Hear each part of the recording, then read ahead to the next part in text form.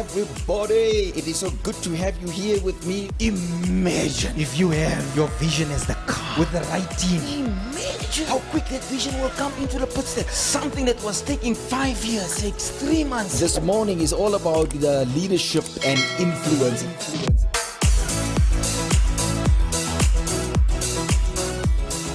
There we go again. Good morning, everybody. It is so good to be with you online again with our show, The Inside Show. You know, the show is on a Monday, Tuesday, Wednesday, Thursday, Friday, and a Sunday morning, and different hosts every single time with a different platform. But it's so good to be with you, and it's so good to have you online here. This morning, rather interesting subject. If you can't beat them, join them. There's the understanding of social media. For those watching out there, it's for business as well. It is for churches as well. Or anyone that's running a small business from home. This is the platform to understand exactly what the social media will give. Now, even those that loves fashion clothing and just want to show off on the multimedia platforms, so you want to go a little bigger and wider, you can even do that. And those guys with the six packs, you can also log in this morning and just go bigger and wider. But it's such a great honor and a privilege. Well, let me just welcome the panel here this morning again. Our good friend here for many shows on the fourth show here, Pastor Wayne, chef with us this morning. Pastor Wayne, a warm welcome to you. Thank you very much, Doc. Awesome to be here once again, and greetings to all the listeners and the viewers out there. Great. We're in for a good program again. So, and then also, I just want to apologize for one of our guests that could not make it. That's Ivan Falyun. I promised that he will be in the studio, but he sent me a text that he was in contact with somebody with COVID, and he just have to go into quarantine. And but that's not a problem. The show will run, and we will get him in another time. But thank you so much, always for his availability. Then also with us here today, we have Roden Bora, that you know, he anchors with me here today. Good morning to you. Good morning, Doc. Yeah. Always great to be on the show. Yeah, you bring the spark to my show. You're the sanguine on my show. Then for somebody that really understands the subject around understanding social media, Llewellyn here with us here today. A warm welcome to you, Llewellyn, and thank you so much for accepting our invitation, for being on the Inside Show today. Morning, Dr. Carl, and morning, listeners. I'm looking forward to chatting today and sharing some insights about this world that I actually love so much, the social media and the online world. Great. Let me just take you back quickly. This is literally our last show, Pastor Wayne. It's our last show on the Digital Church, and you should take all the plugs out now, and we should ask all the necessary questions, because we've got an expert in the field here. So I guess he will close all the gaps and the loopholes for us today. Yeah, this is going to be exciting, eh? I'm looking forward to it. Yeah, great. I just want to, we're busy with, and I just want you to help me with this, with this 9 points, as you can remember. If you can remember, we were busy with the book of Tom S. Rainer, and he's on the screen there behind you if you want to just take a peep. But Tom S. Rainer is the author of the book, The Post-Quarantine Church. Yes. And we realize now more than ever that if you like it or not, we should change, and that's it. We should bring the digital and the physical world together. There will be times that you will be digital, and there will be times that you will be physical. Back in the day, it was literally just a physical church, and then on a Sunday you watch on a TBN or something that the ministry. But now it's freely available. So the points that I just want to run quickly. The first one was simplicity will be of vital importance. That's right. Just give us a liner there for the viewers, just to update them on what we discussed on that. I think when we spoke about simplicity, we alluded to the fact that before COVID, we had so many things happening at church. There's a prayer meeting before a prayer meeting. There's that. So you find that people were congregants, even the leadership of the church, were required to be on the premises maybe 4 to 5 times days in a week, and to have meetings. But now we have learned that you don't need to be in a physical building in order for you to be productive. Therefore, you have to get into a space where you are able to have those meetings remotely via digital. But also, we came to a realization that we've been doing so much and achieving so little. because of the meetings we're having. So there needs to be a scaling down of what we're doing. I like what you've mentioned the last time. You mentioned that you don't have to bring the cookies and the biscuits and the Yes. stuff to a meeting. And you know something very interesting, Pastor Boro. Since last week, I did in the comfort of my home office 2 meetings per night. Per night, yes. So I will get into a meeting at 6:30. The meetings run a half an hour to an hour because you don't have to greet in front. You don't have to, and you get right to the point. Yes. And people participate. They've got their books there and everything, and they've got their own coffee and tea there in the comfort of their own house. So that was even last night. I had a meeting. Who was the meeting with last night? With our equipping Classes. Yeah. yes, And this meeting was lecturers. going online. So which means I called. We had 7 lecturers online last night. Okay. And then we designed the outline of how we will do digital church now in a modern way, which means they will come to the studio, they will record 8 modules of 20 minutes on a video, and then they will the text that goes with that will be also available on the website. So which means they go on the website, they click on the equipping center, and then all the modules open up. They can pick any module. Yeah. So they don't have to start there or there or there. They pick any module. If they just want to do one, it's fine. If they want to do all of them, it's fine. So all the modules will sit there. Be available. All over 16 modules would sit there. And then they will click on it. And then there will be a page that will open and say, this is how you approach the subject. And then it will explain to you. And then you will click the video. Then you will watch the video of 20 minutes. And then the guy we're going to do the shoot in here with a backdrop there on PowerPoint. They will turn and have a classroom atmosphere and engage. They will have samples like this little ball, and they will most probably have a map and stuff around there. So it will be so practical. And then they may read then through the text or the script that will be on there for the chapter 1. And then they will answer 10 multiple questions. Is it A, B, C, or A, B, C? And they will write through that. And only when they finish that, it will allow them into chapter 2. Yeah. When they're done with chapter 8 of the chapters, some of my books have 10 chapters. When they're done with chapter 8 or chapter 10, it will generate automatically a certificate. And a signed certificate, and then they can print it in their own comfort wherever they are. They can put it on the. So that's exactly what happened last night, and that's the digital church. And That's amazing. You know, I think the other side also on a funny bone side is that you don't need to take a bath to be able to address people. You can just get up, just dry your tears and stuff like that, and just get on to the screen and do it. I'm not going there. Let's get to the second point. So the first point, Pastor Wayne, is simplicity will be vital, right? So the second one is only outward focused churches will survive. Tell us something about that. Yeah, we spoke about the church has to be missional. I think if you look at the people that are interested in doing church, we normally say that followership precedes leadership. But every other person in terms of leadership and youngsters, they'll eventually want to be leaders. So therefore, when they come to church, they just want to be confined in the building. They want to be out there making a tangible difference in people's lives. So churches that are outward focused, are the churches that are going to thrive. Let's say, guys, we are meeting at point A and point B. We're going to feed the poor. We're going to do this. We're going to train. We're going to be part of this. We're going to be part of this social movement. It's mission. Churches that are mission are going to thrive, and not churches that are just like, okay, fine. Our mandate is just to congregate and to meet on Sundays. People have learned that there's a buffet that they can eat on Sunday. They're able to watch 5 different services in the space of the very same time that you have in your service. Right. Let me move on because we want to get to today's subject. Number 3, worship service gatherings will be smaller. Yeah, because now the numbers are divided. You have an online audience, which could be greater than what you have in the building. So for you to be only bent towards what you have in the building and think that, just because I'm not filling up my 6,000 auditorium seater, that means I'm not achieving, I'm underachieving. So you find that there are times you're going to have 500 people in a conference, but you got 4,000 people online. Great. You are still achieving the same results from offering to attendance to prayer, everything. Right.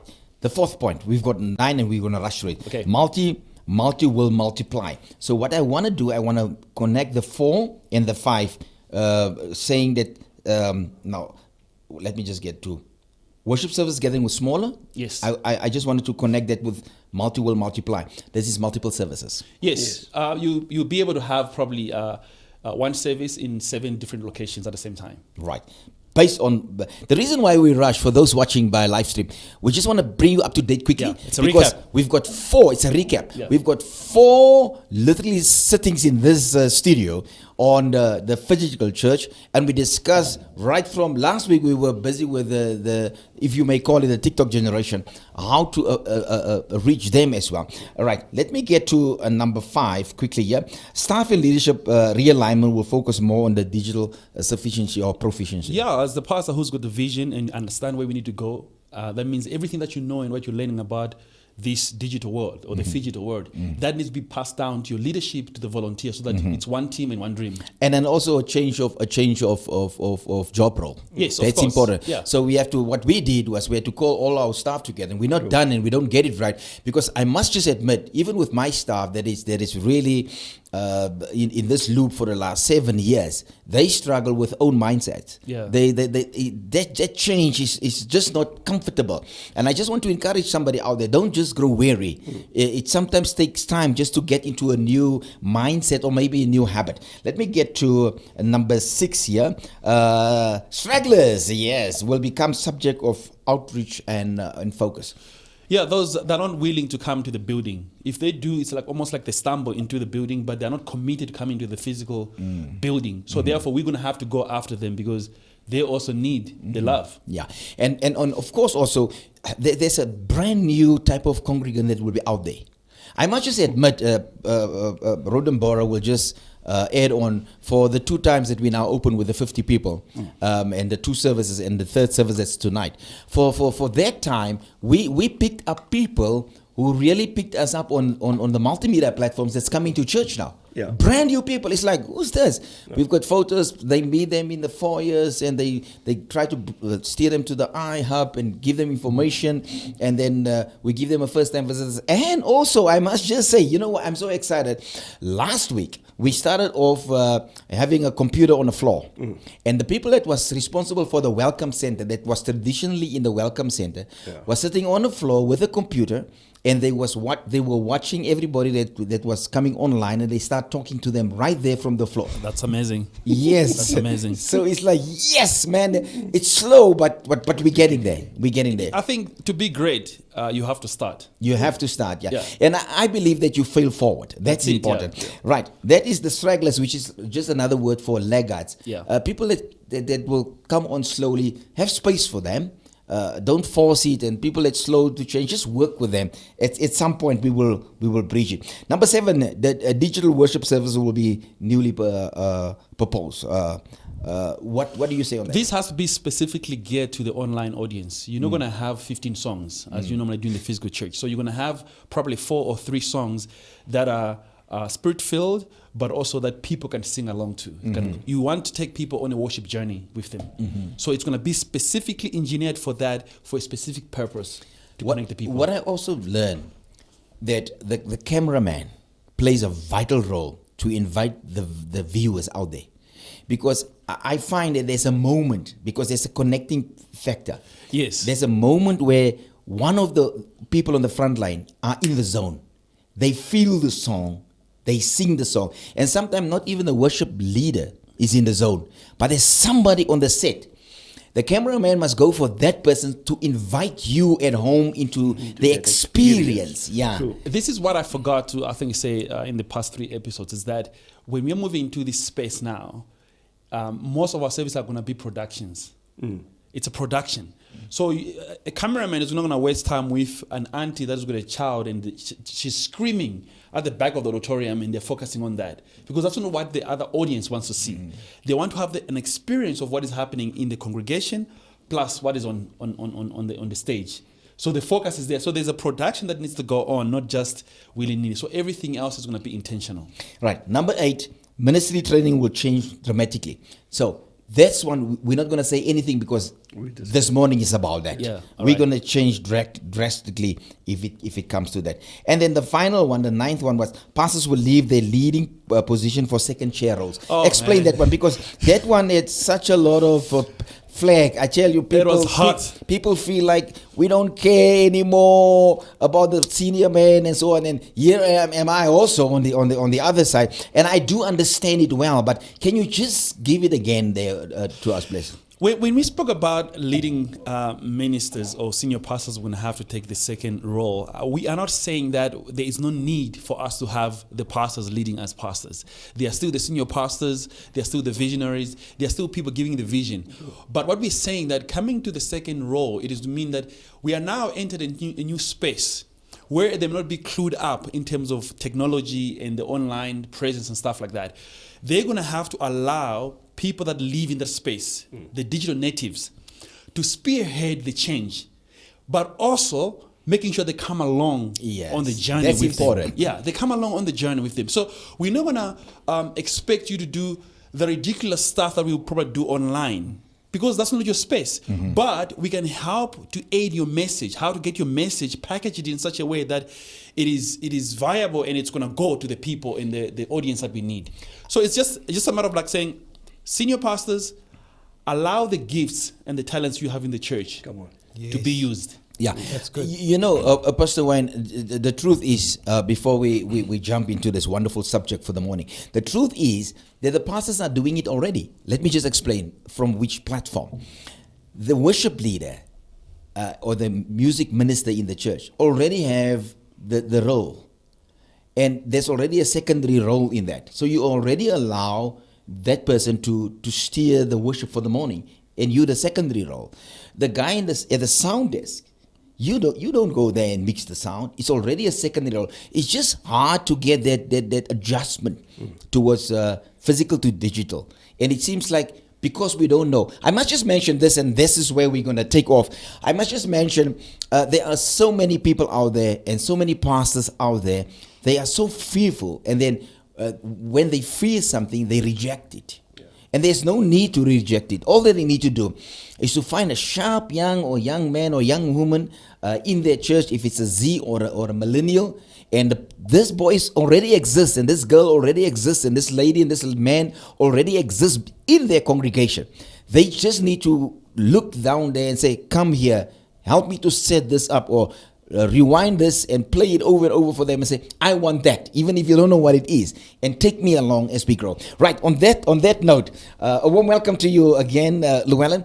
Take us through about this digital platform. How important is it for everybody from business to church to private to get onto what's happening now? Well, you know, Doc, we're living in a space and time where lockdown and COVID accelerated the inevitable. Now it's not a matter of that we might have to adjust for a digital world. It's a matter of how fast and how willing we are to change and adjust our strategies for the digital world. I love what you said in the previous session with simplicity being the first point, because one of the recent studies in social media spoke about the simplicity or the simple life. Because people are using social media to reconnect with their core values. And brands and churches as brands, remember, your church is a brand. Your brand needs to be able to resonate with that. Your values must resonate with the user out there, with their values, because that's essentially where your brand lives. Your brand doesn't live in this building. Your brand lives in the heart and in the mind of the person who's on social media. And unless you find the sweet spot to connect with them in authenticity, like we were saying now about the cameraman having to find that key moment to invite someone in. People are looking for authenticity, and they're looking for a connection point to say, well, this brand talks to me. So let me give them a shot. Let me listen to them. If I may ask, give me some stats, if you have, around how many people really are on multimedia platforms in South Africa. Because where are we on the charts? Are we down there, the bottom 30, 100, somewhere there? Where are we on charts if it comes to multimedia platforms?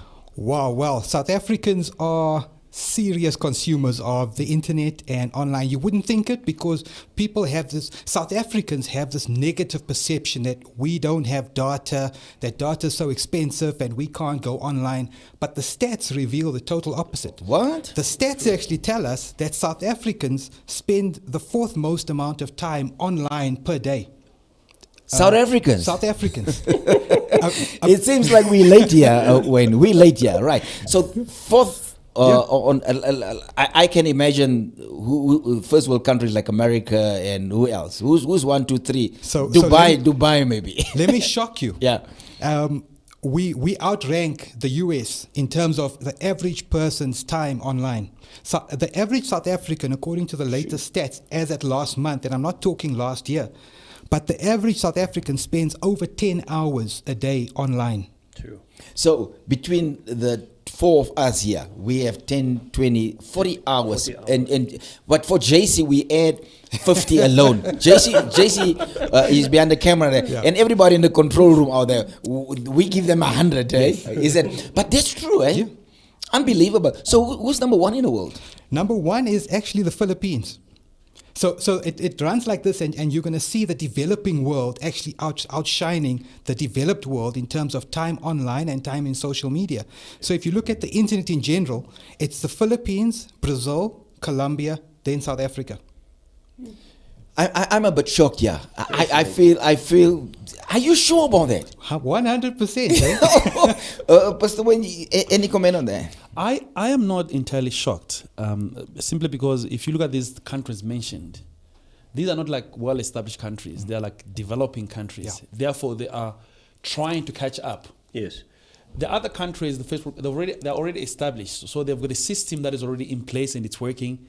And we are still curious. We are in the curiosity phase. Yes. And we're still trying to make things happen online and stuff like that. I was going to say exactly, is the curiosity, Yeah. the need to develop and Yes, to find yeah. out and to get information. Yeah. I guess that's the reason why they are spend so much time on the internet. 100%. And here's the gold for brands, and brands like a church or even other global brands out there. And today, in today's world, churches are actually global brands, because if you realize why people are going online, according to the stats, the biggest reason for people to go online is to find information. Okay, we all know that.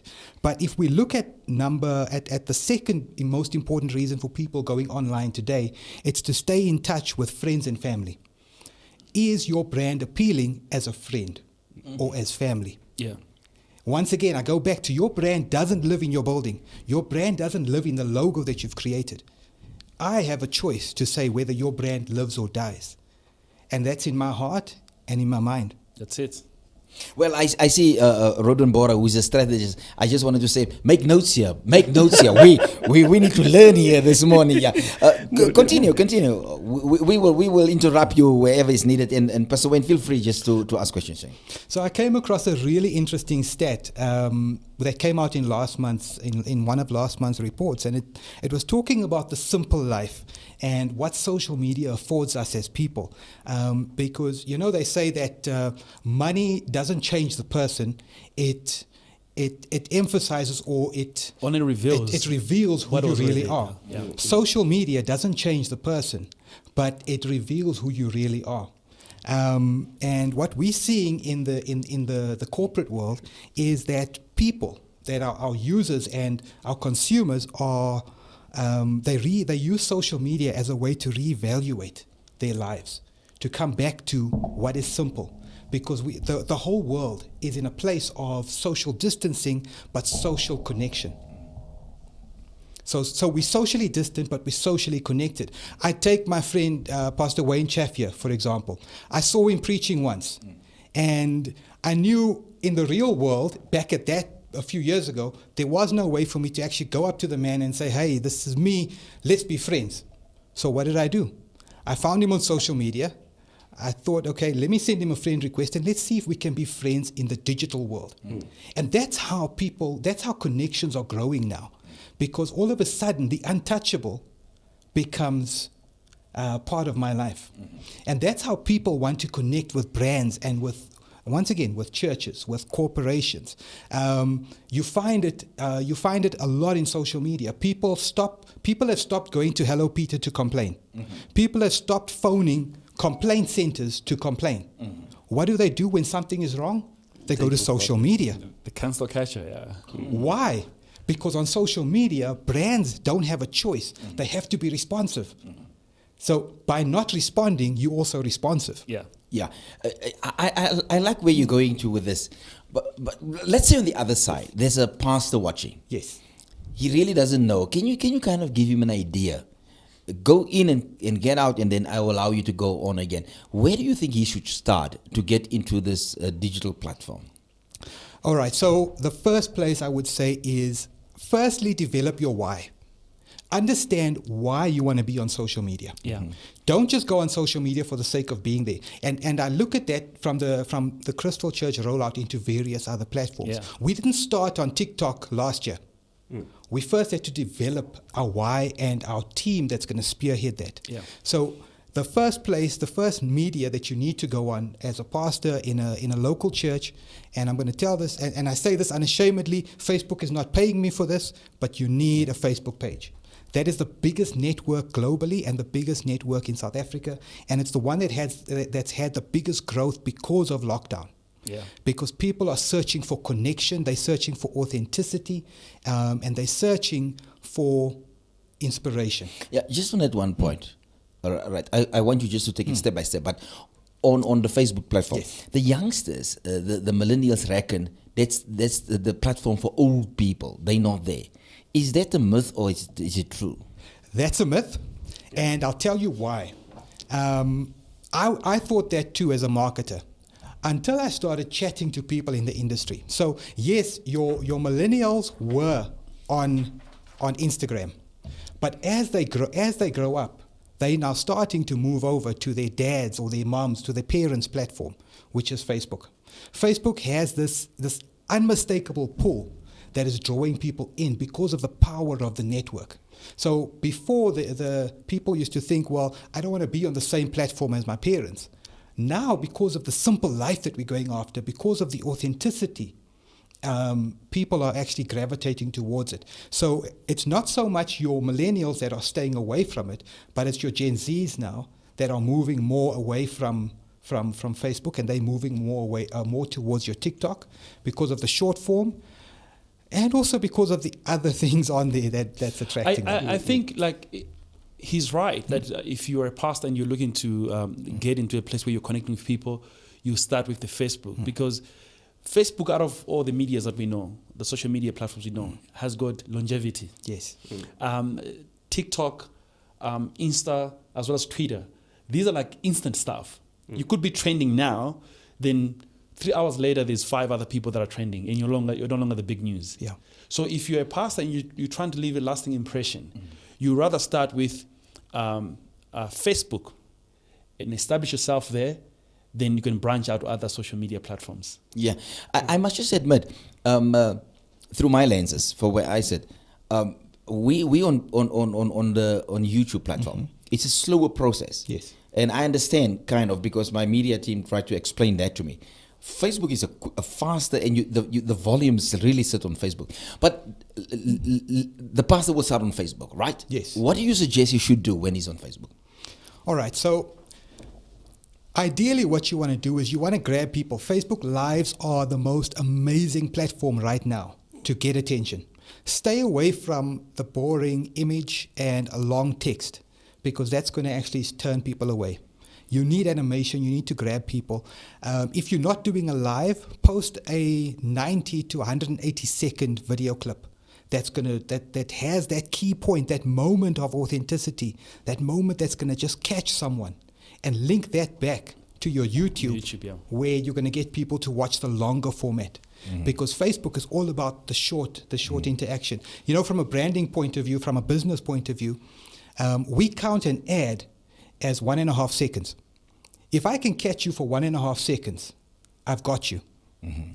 And as a brand, you need to remember that. So you don't need to give people a 1 hour sermon on Facebook. Give them 90 seconds. catch them with that 90 seconds. Give them the choice to go and engage with you. And what you'll find is more than 70% of the time, you'll find that person going back to your YouTube channel and becoming a long-term subscriber. Yeah, let me just jump in there. Personally, for where I sit, Yeah.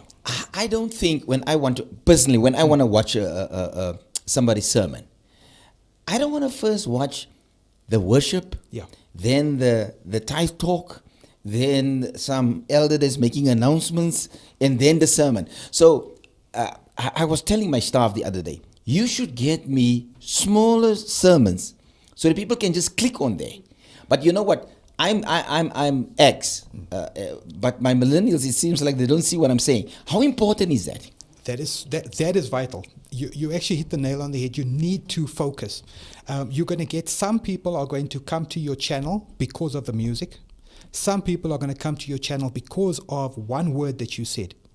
Don't force both down the person's throat, because you're going to probably lose them. And also, don't waste too much time on a long introduction. People in production, the creatives love to come up with the most amazing graphic or with the most amazing animation that's going to run for 30 seconds, and they think it's wow. The bottom line is come in straight with a punch, because the punch is what's going to get people. You only have 5 seconds. Yeah. Leandra, our producer, I wanted to at some point make a way into the studio, because I want you, she sent me a video yesterday of one guy. I kind of understand where is he coming from. You can go and watch him in your own time. It's rather interesting.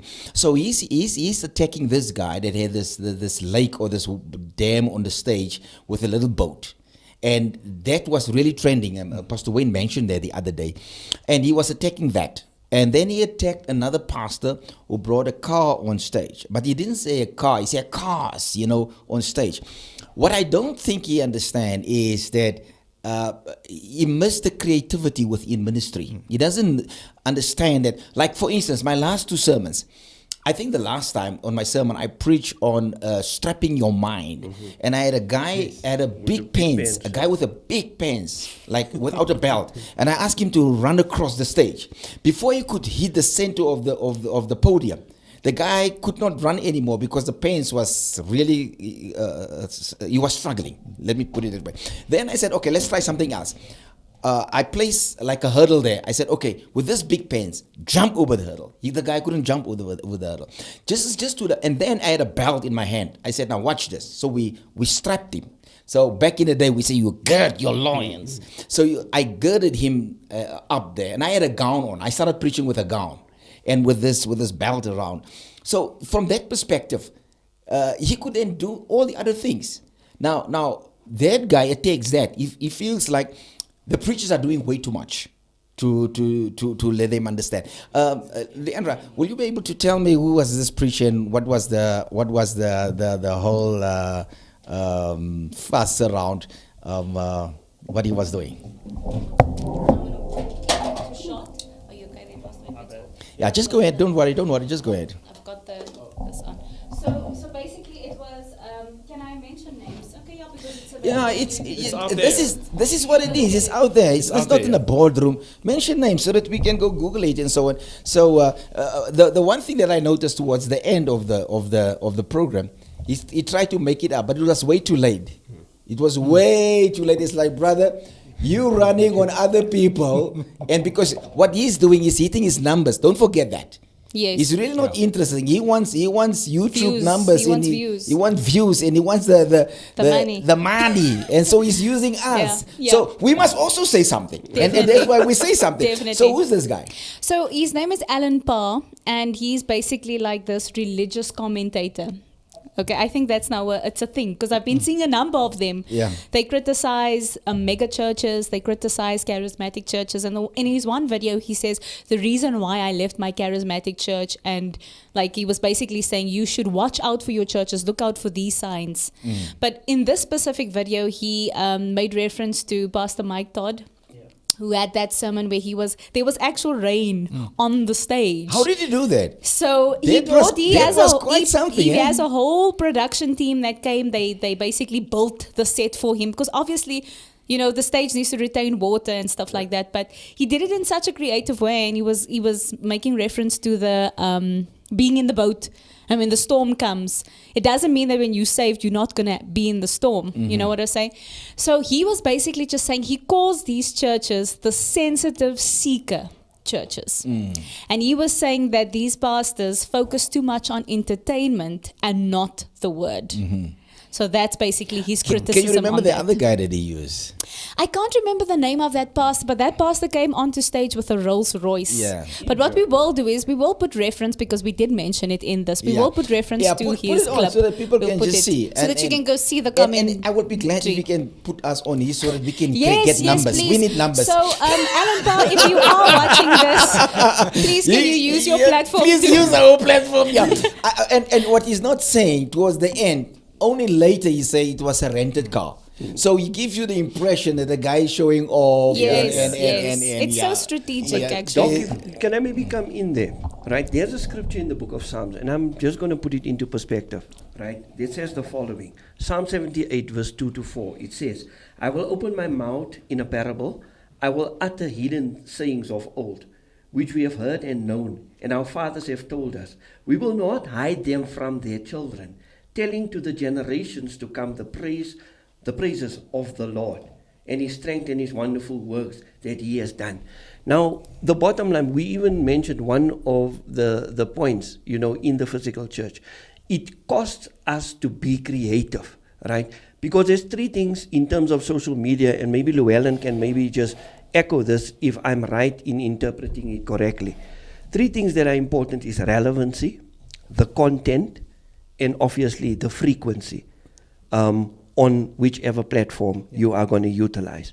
So, we are just by Doc having a belt or having a cement bag on stage while he's preaching. It's all being relevant for a specific age group. And by the way, it's not the first That's time. right. It's not a first Can you remember? I think I don't want to give my age away, but more than 20 years back, I asked you to bring me a jacket. True. And on the jacket you sewed bricks. There was chains on it. Anything that was heavy. Yeah. So then I preached on, what was the sermon all about? It was more like take off this heavy load. The garment of praise, the different garments you wear. And then I said you can have this garment. Then I loaded this garment with different type of things that depict different things. That was way before there was even digital stuff out there. Can Doc remember when you preached with a samurai sword and a whole samurai outfit? Yeah, I remember that. Yes, and it was back in the day. Let's get back to Llewellyn. We've got the expert in here. Let us hear more about it. Well, in the corporate world and in the marketing space, they negatively call it clickbait. Yeah. But it's actually, if you need to realize that people have such short attention spans that you've got millions of brands, not thousands. You've got millions of brands out there fighting for attention, all within the space that it takes me to scroll up one fraction of my screen. So if I don't have a strong enough visual, if I don't have a strong enough graphic or an illustration that's going to catch your eye, I've lost you. Yeah. Because in marketing, we only have 1.5 seconds to make an impression. And the same is true for your brand. You've got 1.5 seconds to make an impression. Before, when you're driving on the road, billboards, they used to say, on a billboard, you've got 3 seconds to make an impression. Now, I'm driving at 120 kilometers an hour. I'm concentrating on the road, but I can still look up at a billboard. And if you haven't spoken to me in 3 seconds on something static, You're gone. then you've lost me. Yeah. And brands have got that right because billboard and outdoor advertising is the oldest advertising method in the world, and it's still one of the most powerful. Now on social media, where I have control and I'm focused on my screen, you as a brand, you only have 1.5 seconds. So if you don't invest in your creativity, if you don't take time to come up with the good visual, with the good hook, you're going to lose me. Yeah, as that's a the user. production part of it. Yes. You can't just go in there. Obviously, there are always entry levels. Yes. There are always entry levels to these things. But like, let's say Crystal Church, well-established church, surely you should invest more in your productions and how you need to be there. And look, we are dealing with something that is world-class here. So you probably understand that already. But for someone who's like looking to, find an entrance into the space, you're going to have to become creative because you don't have the whole world out there waiting for you to make up your mind. That's or right. to get your ducks in a row. You have to be there, make an impression, hook them, and let them follow you. I just want to thank you. I just want to mention. Sometimes when I watch some pastors, and I must just admit, the content is so good, and I really listen to them because homiletics is one of my fortes. I enjoy homiletics, so I enjoy listening to preaching. So what I see doesn't matter because I'm working with the content. But when I look at it, I don't want to even listen to the content because the headspace. The pastor sits right here in the corner, and the headspace is so huge, you can hardly see him. And what type of advice will you give entry levels? And before we move faster into the program, Okay, so you know what? am I wrong, Pastor Wayne? Yeah, like people who've always wanted to preach and never had the privilege of having a pulpit in the church. When the pandemic hit, they also had an opportunity to preach on Facebook. So they'll come there, put a curtain behind them, sit here, look like Bin Laden, and or come and try to preach. It's been crazy. You look at that, you'd be like, what is this? The person could have a great message, but because of what you're seeing, you'll be like, nah. Is visual very important for the viewer? It is. What they see. It is. You need to frame yourself right. You need to put yourself in the center of that screen because that's where the eye is going to go. Remember, if you are going to be a small fraction of the screen, think about that 1.5 seconds that you're going to either catch me or lose me. What am I going to see first? Do you want me to see you, or do you want me to see your impressive background? So invest. It's and modern technology has made it really simple. Yeah. Today, your entry-level smartphone. You can do a virtual background. Yeah, you can put virtual backgrounds. You can also frame yourself because the phones have assistive grids that show you how to be centered on your screen. You can also invest in ring lights. Yeah. Those are such simple inventions. It puts your phone in the middle of a light that puts light in the center of your focus area, and it will allow you to actually give a better quality production. Mm-hmm. There's a question coming up, and we just want to get to that question quickly. Is it specifically to a specific person? No, it's just I think I will direct it towards Llewellyn here because so Lorraine Stoll says that she loves social media, as what we all do, but with it comes cons. So she asks, how do you protect your brand after being attacked? Because that is very important, because it can be the savior, which it can save you and easy, free marketing, but it can also ruin your brand. So she says, as we know, people use social media to vent, and it reaches so many people at super speed that can destroy your brand. So that's the question. I always tell brands, stay away from the cats. So when I say stay away from the cats, I mean a cat is the quickest way, and I'm talking about the actual animal, okay? So I'm referring to the animal. If you are the quickest way to either destroy your brand on social media or build your brand on social media is how you approach a cat. Yeah. I've seen brands destroyed because of one negative post about a cat or one positive post about a cat. So identify what are those potential deal breakers for your brand. The landmines, yeah. What are the landmines? I've seen, so some of the things I advise corporates out there to do is stay away from politics and religion. No offense, because I'm sitting with a group of pastors. I tell corporates, stay away from politics and religion. But I tell churches, focus, know your why. If you know your why and you totally sold out to why you're here, you'll be able to actually defend your stance as long as it's a genuine position that you've taken. That's right, yeah. It's almost like don't try to be controversial for the sake of being controversial. Stay away from controversy as much as possible, but don't hide. Yeah. If you've clearly articulated your values, we call it brand positioning. Okay, identify and take time to develop your brand position, because your brand position will determine your point of view and your voice on virtually every subject that the world can throw at you. Mm-hmm. Once that brand position is clear, you'll be able to answer from that position, from that authoritative voice on any subject. Mm-hmm.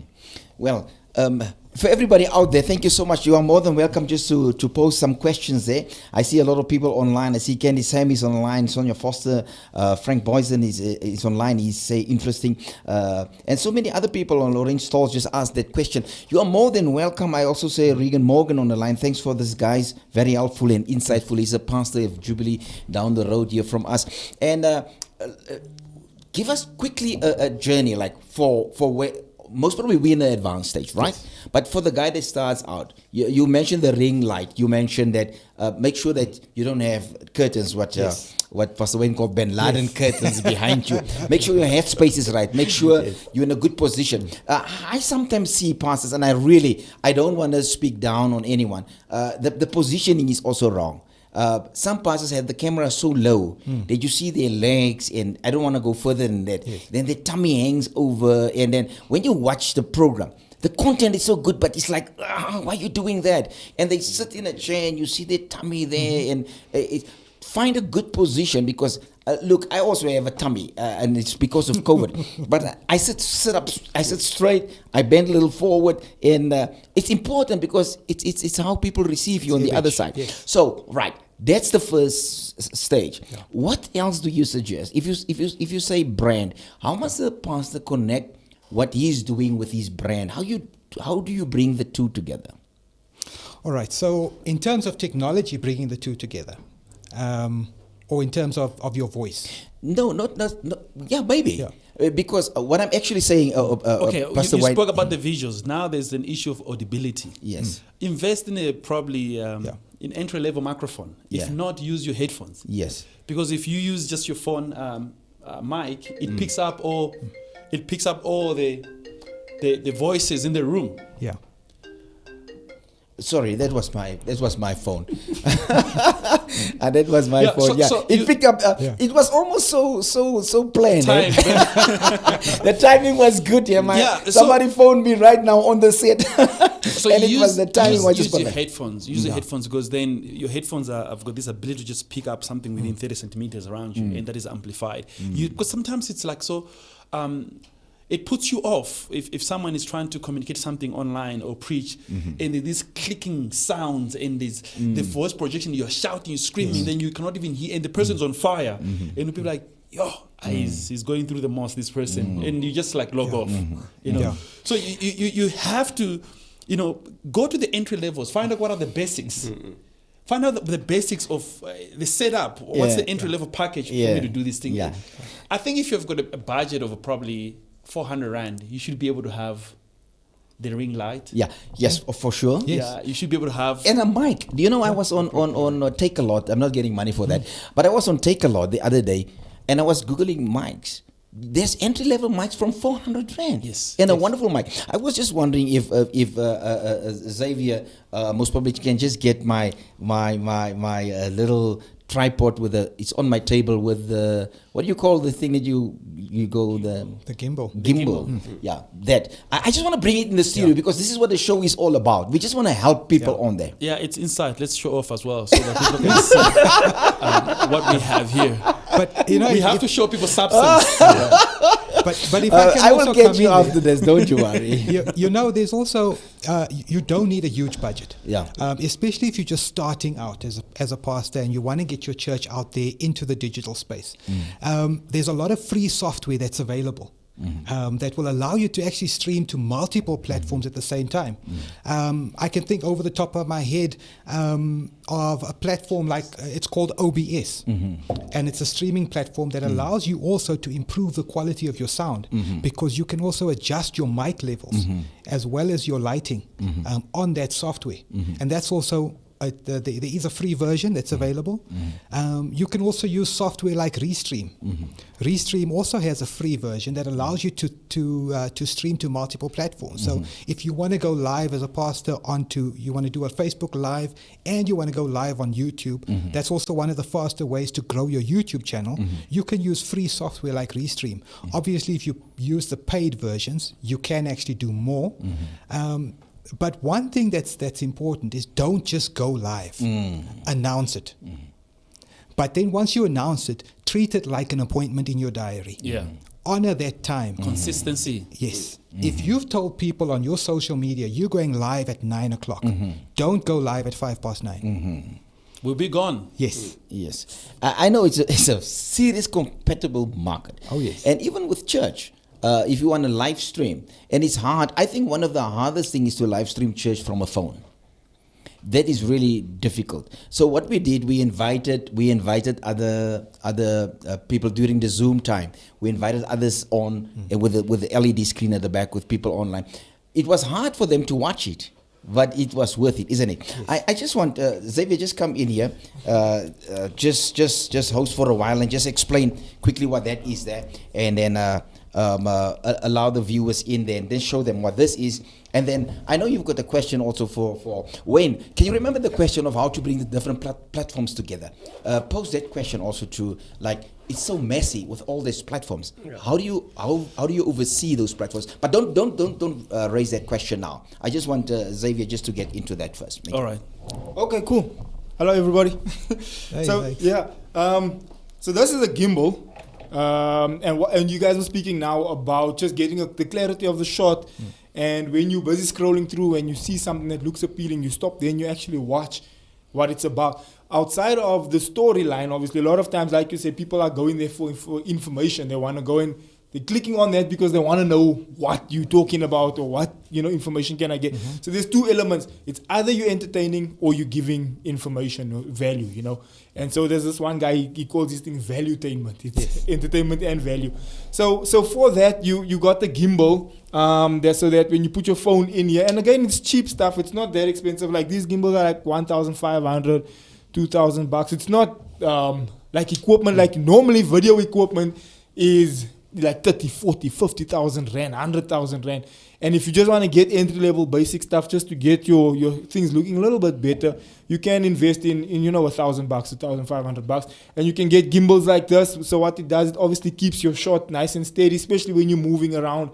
You got the camera, you got your headspace, you got everything nice and steady. And then you were speaking about the microphones and stuff just now. These brands should be paying us for this marketing here. You got this one you use for they call it a tail. We call it like a raccoon tail.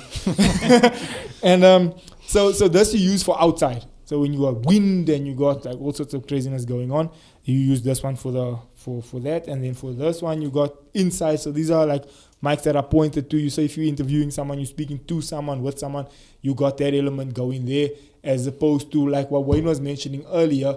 With the mic that you got right here, that's like when you just addressing the audience. This is nice if you maybe want to speak to someone or you just introducing another person, they're sitting next to you. And just the audio quality, like what you said, Wayne, is much better when you have your visual and your audio and you scroll through and you see this, you're like, at least, this is worth it. But you had that, you wanted to say something earlier. We were talking about the whole suite that you can use. You go to one platform, then you appear in so many platforms at the same time. So you are not duplicating effort. So you could be going on YouTube Live, but you're going to appear on Insta, you're going to appear on your website, you're going to appear on Facebook at the same time. So there's no like, okay, when you're done, we got to take this video and put it over there and load it up. Because then you are in so many platforms at the same time. And all at once. So you get Restream. So Restream, you copy. So for those of you who know anything about live streaming, you copy the URL and then you copy the stream key. So if you open a YouTube Live, it will say URL, stream key, copy URL. And so you get a program like Restream where you just paste the URL. So you go into Facebook, copy the URL and the stream key, you paste it into Restream. Then you go into YouTube, copy the same, paste it into stream key. You copy, you can even go live from Instagram. Yeah. And a lot of people didn't know that because Instagram can't do that. You actually have to get a third-party app to do that. So I use Yellow Duck. So what Yellow Duck does is Yellow Duck gives you the ability to generate a stream key for Instagram that you normally can't do. So you generate a stream key for Instagram, you drag it in, and then whichever software you're using, whatever platform you're using to stream from. So like we use vMix. You can also use, there's many different platforms that you can, OBS, some people use OBS, which is free, that you can stream out with. And then to multi-stream, like what you say, you can use StreamKey or you can or you can just, sometimes OBS or like vMix will give you 3 different places that you can export to at the same time. But importantly, I just want to add there, and I want to echo something that Dr. Carl said earlier, that he's got leaders that actually monitor those feeds. It's important when you go live, because you as a pastor are actually busy delivering such a power-packed word that you're not actually watching the feed. You're not seeing the comments come in. And people are commenting, because that's the beauty of live. People feel part of the conversation. That's what it is. People feel part of the discussion and the conversation that you're having with them. Remember, on social media, you're not preaching to me, but you've invited me into a conversation. That's right. So have what I call social media champions that are on that stream, whether it's YouTube, whether it's Facebook, whether it's Instagram. And if you're on multiple platforms, make sure that you've got leaders on all of those platforms to firstly acknowledge people as they enter the room by a simple wave, or by a simple pinned message that says, welcome, we're glad you're here. Because it lets the user know that, hey, I see you, and you're important enough for me to actually acknowledge you. And we did touch on that, Doc, even when it comes to the job descriptions, there's going to be a moment where we're going to have an online pastor that touches base with people long after the service is done. You know, hi, we saw that you were in church last Sunday. Where are you from? Are you in town? Where are you streaming from? You know, that almost like brings the people who could be 1,000 k's away from here as if they're with you. Yes. And that becomes part of your congregation. Fantastic. Pastor Boro, just mention something about you. You sent me a WhatsApp the other night about somebody that was watching. Let me just mention to you, speak into the mic because you're on the side. You were on, somebody sent you a WhatsApp. What was that WhatsApp about? The person mentioned two sermons. Yeah, the person basically was in hospital and scrolling through his phone on Facebook, and then picked up one of Doctor's old messages. I cannot remember what the title of it, but it was one of the old sermons. And then he started, basically, while in hospital, going and started listening to all the sermons, basically, on Facebook. Just to mention, he was in hospital with COVID. He was in hospital with COVID. And then he was as relevant as last week Sunday's sermon in terms of strapping your mind. And he said, literally, that taking all the prescriptives in the sermon and applying it into his life made him more positive, saw the hand of God in hospital, and now he's out of hospital. But the significance about that message was that he wanted to know where we are, what time services is. He said, as soon as I'm recovered, I will be at church. And that's exactly the power. That's what you mean all the time. Yes. Because because you're online, it's going to force certain people to actually come and have a physical experience in the place. Again, if it's someone who's in Durban, then they watch you from Durban, but they end up to come in for 2 weeks, where they're in Johannesburg working. Guess where they're going to go to church to? The same church they've been attending online. That's right. online. So if you do things right online, you have no idea the potential that has in terms of bringing people through the door. And it's going back to when I said, when we are advertising our conferences, we normally advertise them online. Yes. Because we understand that there's reachability in that. So you cannot slack and sleep online. You know. Can I jump in on that one real quick? And there's I don't know. Yeah, Is it's this good. mic on? It's good. Yeah. So one of the elements that I've experienced was when I was doing youth ministry, right? And so I'll never forget the situation that happened. I went to Wombats for a holiday, and we were swimming in the pool there and whatever, and there were these two young ladies, and my wife got out of the pool, right? And so they stopped there and said, are you with Pastor Xavier over there? And she said, yeah. And then they said, please, can we speak to him or whatever? So Anka calls me. She's like, hey, they want to speak to you. So I come, I get out of the pool, and they say the following. They're like, yo, for the past year or two, like everything we've been doing at school is the sermons we watch. We watch you on YouTube. We watch this and we watch that. And that, to me, that day, it was like a surprise to me that because you know the people around you, and you know the people that you see at church all the time, and so those are people you know and familiar with. But to be in a different location away from Joburg, to see people that you don't know, and they say to you, hey, we watch your sermons, we watch this, we watch that online, and we've applied this at school, and remember that day. And sometimes they remember sermons that you don't even yourself remember what you said that day. Yeah. They're like, no, you were speaking about this and this, and that's the decision I made for my life, and that's why I realized the power of social media outside of the borders of the people that you know and the people in your space. But now, do you see that you have to be intentional every time you go online? Because the net doesn't forget, eh? Yeah, it doesn't. The digital footprint is there forever. Yeah, I was actually gonna come in and say your live session might last for half an hour to an hour depending on how long you go live for, but that video is gonna live forever. Yeah. So I want to just encourage you as well. Invest in understanding searchability. So on platforms like Facebook and Instagram, take time to understand the power of a hashtag. Oh, I was about to ask that question. I was about to say, like, how important is hashtags? I'm bad. Oh. I'm bad with it. I post, but I don't hashtag. Please equip me here today. Because, like, I'm just bad with hashtag. I know that there's always limits. Yes. For Twitter. Yes. For Insta. Insta's like big on that, and they don't encourage hashtags on Facebook. I don't know why. I think this is a great time for us to understand why is that. Facebook and Instagram hashtags are vital because that's how you get found and that's how you get into conversations. Remember that these are conversation platforms. So how do I find out about what's trending? It's by a hashtag. How do I find something that I'm interested in? It's a hashtag. So if I'm down and I need inspiration, and this happened to me 2 weeks ago, where I was down, I wanted to go cycling. I got up at 4 o'clock in the morning on a Saturday, and it was still raining, and I was totally distraught because I needed to get on my bicycle that morning. So I went and I sat in my lounge and I pulled out my phone and I started searching on Facebook, and by searching, hashtags popped up that took me to content that was relevant to me at the time, that got me out of the funk that I was in. Hashtags are important for searchability. That's how you'll find a conversation. So even if you have to shorten your text to make space for the hashtags, go that route. Don't sacrifice a hashtag for the sake of long text. Sacrifice your text for the sake of the hashtag. On YouTube, it's about the tagging. Don't just put a video. Even after you've done your live video, go back into the YouTube studio and open up that video and put in the tags. So what you want to do is you want to find the relevant topics, your key points, and turn those into tags so people can find them. Because people are not going to go onto YouTube unless you are one of the most popular people on the planet.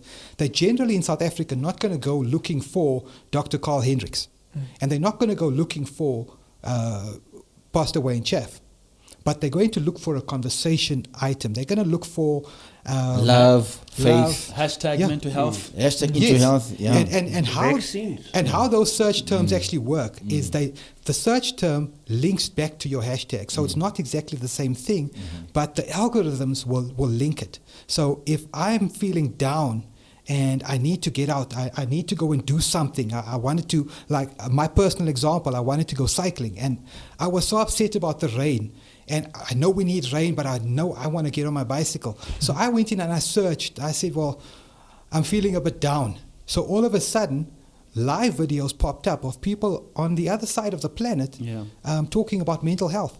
Not because I searched mental health, but because I was looking for an alternative when I can't go and gym. So the algorithm matched the two. If those people didn't have hashtags in their messaging, you wouldn't have found their video. I wouldn't have found them. Yeah, I just want to know quickly from you. Just explain me the different platforms quickly. Like Facebook, who's there and what's important about that? Instagram, who's there and what's important about that? Twitter, who's there and what's important about that? WhatsApp, who's there and what's important about that? Just give us just a brief countdown on everyone. Okay, so WhatsApp, as of January, was the biggest and the most used social media platform in South Africa. And I'm saying as of January because WhatsApp was involved in a major storm about privacy because of Facebook. So the future of WhatsApp in terms of the relevance is a bit shaky at the moment. So YouTube is the biggest and the most used social platform in South Africa. YouTube is actually it's a video format. People are actually using YouTube as a search network as well. So they're searching for how-to DIYs. They're searching for inspiration. So you need to make sure that you've got all of those tagged properly in your messaging. And it's easy to do. All you need to do is go onto Google and search and type in a search like how to find the right hashtags. And you'll find a whole host of platforms where you can go to actually do your own hashtag research to find the ones that's popular and that's trending that you can hop on. Facebook is conversational. Facebook, your biggest audience is generally starts from the age of 25 through to 55 plus. So is your Xavier in there? It's your modern it's your modern millennial that you'll find on Facebook. Okay. Yeah. Okay. The next one. Instagram is still a platform that I still struggle with. Instagram is basically your 35 and younger. Generally, that you'll find on Instagram. It's a similar format to Facebook, understanding that it belongs to Facebook. So it's a similar format, except it's more image driven, more photo driven or video driven. But one of the challenges on Instagram is they don't allow links in your text. So you have to be smart with how you play with your links. And how do you do that? Can I jump in on that? I'm not sure if you're familiar with it. So there's on Instagram, you need over 10,000 followers for you to unlock that, for you to be able to add your links. So they call it a swipe up. So you add it in your stories, then you swipe up, it takes you to the link of your YouTube video or your channel or your website or whatever. There's ways around it. You can add your link in your bio. So you can add that link in the bio. Or there's another hack that goes around it. If you don't yet have your 10,000 followers, what you can do is that you post. It's a long way around, but it's a way that people are doing. You can add a link to your IGTV, right? So you post up your IGTV, which has to be a minute or longer, and then you post up your story, and then you can swipe up from your story to your IGTV. So it's a long way around, but you get there eventually. You on your story, you can say swipe up on the story, swipes up, it takes you to your IGTV, then from your IGTV, your link is there. But you're still in the same space though. Yes. But you're still there, But then that link will take you to your YouTube or to your website or whatever. Twitter is also an important platform in terms of keeping relevant and up to date, but also once again with Twitter, follow the trends, follow the hashtags, understand, invest in learning about how to get in on conversations, because on Twitter you can choose what conversations you want to be part of. And it gives the brand a good opportunity to be responsive.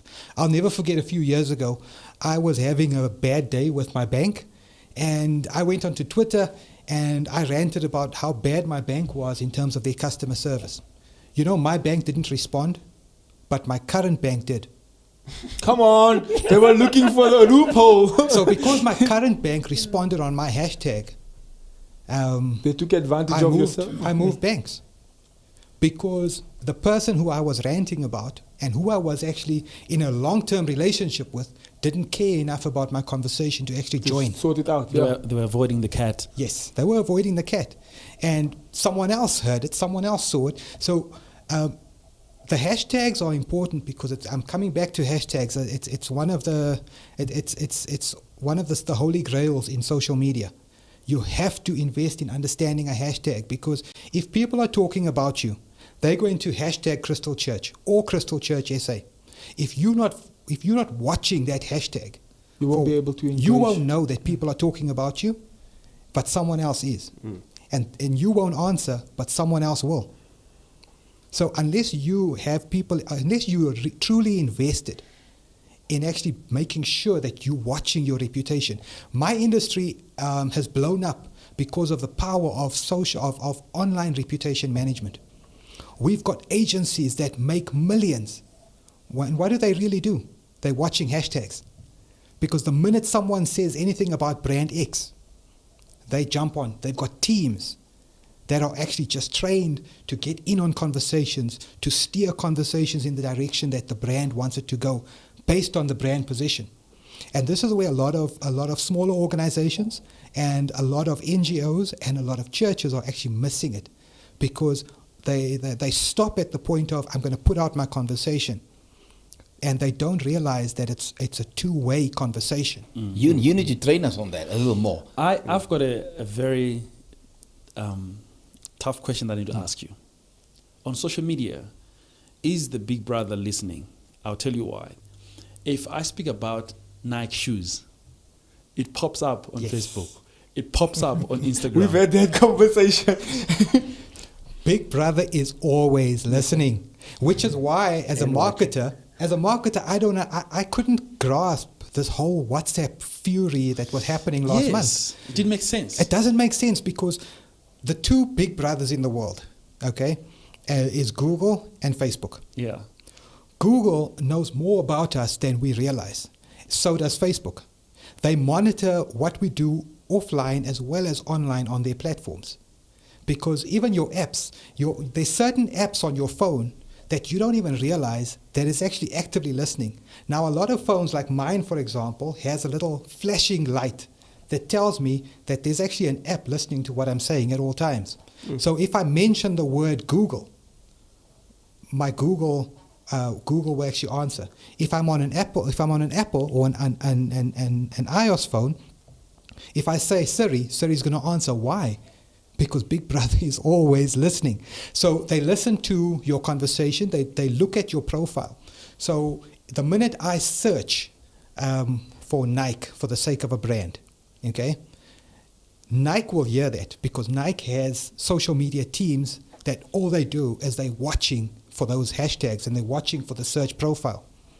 The minute I engage, but remember, Adidas is also watching. So you've searched for Nike, you've gone to the Jordan site and you've had a look at the latest Jordan or the retro Jordan that's coming back. And all of a sudden, when I go onto Facebook, what do I see as a sponsored post? I'm generally going to see either Nike or one of the other big brands popping up. And 100%. It's all about digital listening. I want to ask a deliberate question. Let's say there's somewhere on the other side a fantastic photographer. Yes. This guy is really good in what he's doing. But he never moved on into the digital platform. So nobody knows he's out there. Yes. So guys that's not so good are all over and they're busy and he's not busy. What will you advise somebody like that to do? Where do we start? Where does he start? Because remember now, it's everything is new. Yes. Yeah. Okay, so important is get onto sharing platforms. Get your name out there. Start showcasing your work. Showcase your work on your private page. Obviously, put in your copyright claim that this is your work. Or your watermark. Watermark your photo. It's important. Watermark your product. If you value it, put your copyright claim on it. And you do that by a watermark. Start talking about it. Start showcasing it on all your social media platforms. Go to sharing sites. There's there's thousands of sharing sites. The big ones that South Africans use a lot is sites like Pixabay, sites like the Adobe sites, iStock Photo and the likes. Start showcasing your work. Give some of it away for free. And even Stream Dream. Yes. You know, I purchase pictures on a weekly basis. Yeah. Because I use it all over. Yes. Book covers, articles, and you're searching for pictures all the Yes. time. So people want to buy pictures. People want to buy photos. Pictures, videos. And the same thing is true for anything visual. The power of the hashtag. It comes back to, don't just put a beautiful picture of a sunset. Don't just use sunset as your hashtag. Talk about the emotion. Because people are not always going to look for sunset. They might be looking for vision. And your sunset could be used in a vision shot. Look, listen, my producer is showing me that my time is, I'm well over my time already, 13 minutes over my time. But it was so good. This is a lovely conversation, I tell you. And people are enjoying it out there, and we will send it on. But we should talk a little more about how to get the inside show visible out there. And what to do to get it really out there and under the skin of people. We started the show mid-November. Yes. We're going for December. We have got a target market of how many subscribers we wanted to have and so on and so on. But I think we're doing pretty well. But we can up our game in many, many, many ways. Can I just jump in there on that point there? I think from a personal perspective, also being a vlogger, there's an element of you want to be known, né? But then when it gets to a point where you are so known that people are talking about you, it almost becomes a little bit scary, because now you're out there for the world to see. So you kind of like a meat thrown into the lion's den, and anyone can have their shot at you. So there's always this fine line of, it's almost like someone who says, I want to be rich and famous, and when they get it, they realize, hey, you know, it's now, I can't even have peace for myself. I can't be on my own. I can't go to a restaurant. I can't do anything. Maybe I didn't really want this. And so that's probably to people watching who want to get their brand so out there. You must also be open for the criticism that's going to come with it, for the weight that you carry when you say something. Like Elon Musk now, if he says something about Bitcoin, immediately the stock goes through the roof. And yesterday I was listening to a podcast where they were speaking about the power of just when he opens up his mouth and says something, the stock price lifts, this lifts, that lifts. People rush to that store, they sell out that brand. Kim Kardashian, same thing. She's seen wearing an outfit. That outfit is sold out, you know, seen with a bag or something. So the power of that brand goes so through the roof that it can either be completely in your favor, or they can come for your head. Guys, so, if I like it or not, I have to end the show. So I just want closing remarks. And first of all, let's thank Paul Gonzalez in his absence for coming onto the show. Yes. And then I'm going to give you closing remarks, Pastor Wayne. But we want to thank Pastor Paul Gonzalez. He was on the show on a regular basis. And then also we had Dr. Jeffrey Pereira on the show. Yeah. And then last week we had all the youngsters on the show, on the TikTok generation on the show. Squad. Yeah, the Vibe Squad. Yeah. You know what? I'm gonna leave you for last remarks, and then I most probably just want to go to Roden Bora just to conclude or say something on your behalf. Again, thank you so much, Doc, for creating this platform. And I really, it's so relevant, the Phygital Church, right? Just being, and I think Pastor Wayne said it, you know, we have gone miles in terms of being, trying our utmost best to be relevant.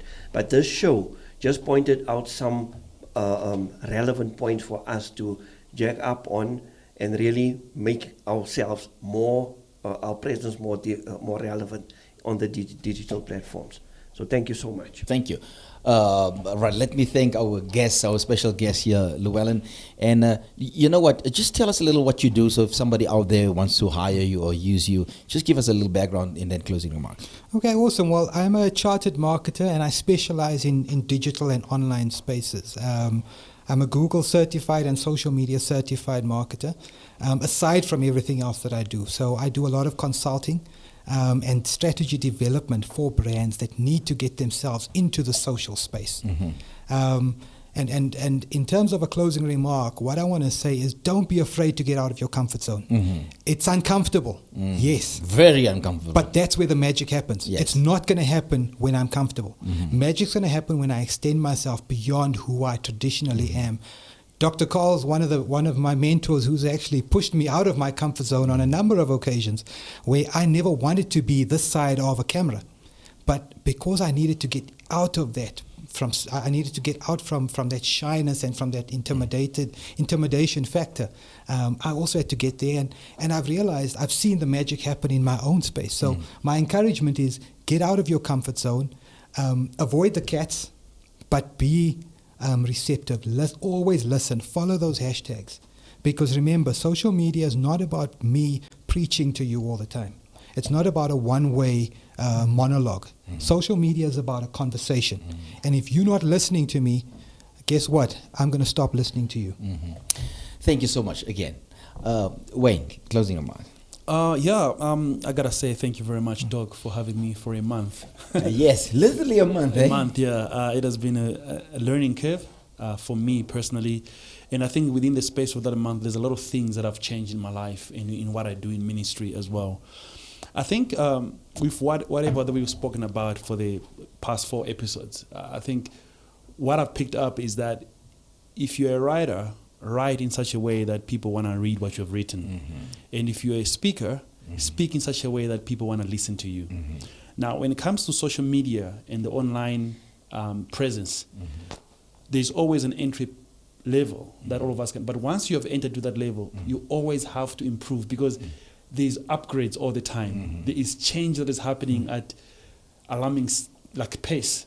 So you're going to have to be able to keep up. Otherwise, you could actually become outdated within a month.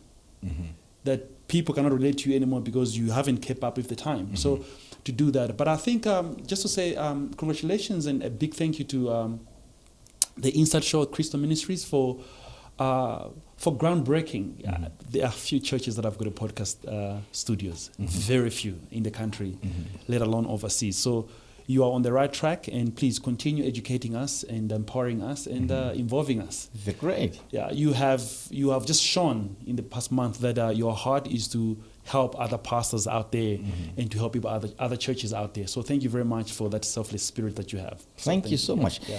We also want to thank Xavier for being online. He helped me out here and there and saved the day. Well, from my side, I would love you please to subscribe and please just hit that bell every time when we come online. Well, that was all for the Inside Show. Tomorrow, wow. You in for a nice treat. We speaking about. Tell us a little about what we have tomorrow, Pastor Wayne, because you're on the set with your wife. And for those that don't know, here is a guy sitting next to me. He's married to a Jew lady, and then we have another couple on Bongi and Sims. He's really a Zulu boy, and she's what she called a Soweto girl. She was raised westernized, and we're talking about this mixed marriages and what's happening about it. But it's more about the culture around that whole thing. So just fill us in a little about tomorrow's show as a teaser. It's going to be crazy because we have what we call chakalaka. We got chakalaka marriages, chakalaka like mixed races and all that kind of stuff. But we're talking about cross-cultural marriages. Yes. You know, the challenges that it brings, but also the joy that it brings. And a lot of people, I think, we look at mixed couples and mixed race couples, and we wonder how that works. So we are there just to lift off the lead and tell it as it is. What's the title? I noticed you look at the banner there. What's the banner saying? Because my wife sent the banner out for tomorrow's show on the Talk with Joan show. How to navigate cultural differences in marriage. Yes. Yeah. And with our rainbow nations, there's a lot of cross-cultural marriages, and this is the place to be tomorrow. We're going to heat this place up with couples here, with my wife's show here, Talk with Joan. From my side, I love you. God loves you best. You have a super wonderful Wednesday. Take care and a super wonderful day to you. Goodbye. Good morning, everybody. It is so good to have you here with me. Imagine if you have your vision as the car with the right team. Imagine how quick that vision will come into the picture. Something that was taking 5 years takes 3 months. This morning is all about the leadership and influence.